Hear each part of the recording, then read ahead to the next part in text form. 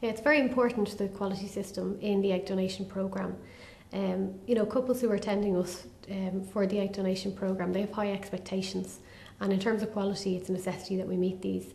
When we first started working with Intersono in the Ukraine, they already were accredited for ISO 9001. This is a mark that shows that they have a quality system which is compliant with the requirements of ISO 9001, which means that they measure all of the processes that they perform in their clinic. They measure outputs and they measure statistical data to show how good they are at it. This is a really important standard, which is also which Sims IVF are also accredited for. The testing that's performed, we do what we call a triple screen on the donors who attend the egg donation programme, and this means that the donors first have a baseline screening where all results have to be negative for any diseases that we test for before they're entered into the programme and then put on our EDE website.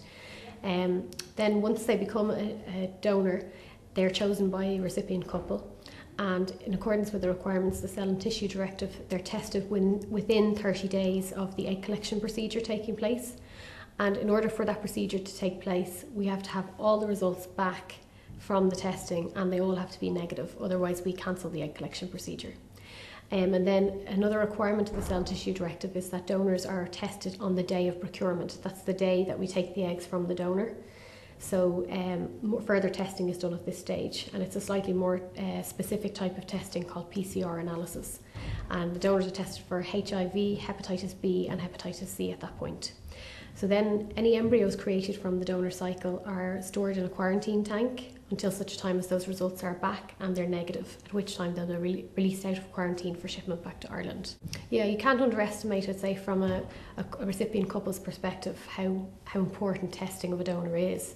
You know, especially because the recipient couple are going to be receiving those gametes back. The lady's going to have them placed in her uterus, and she wants to know, and she wants a deal made out of the fact that it's safe, and patients need to get that information. It needs to be easily, it needs to be made available to them quite easily, so that they can say with certain that we have done everything that we can do to try and make this as safe as possible. Other donor programs don't advertise what screening technique they use.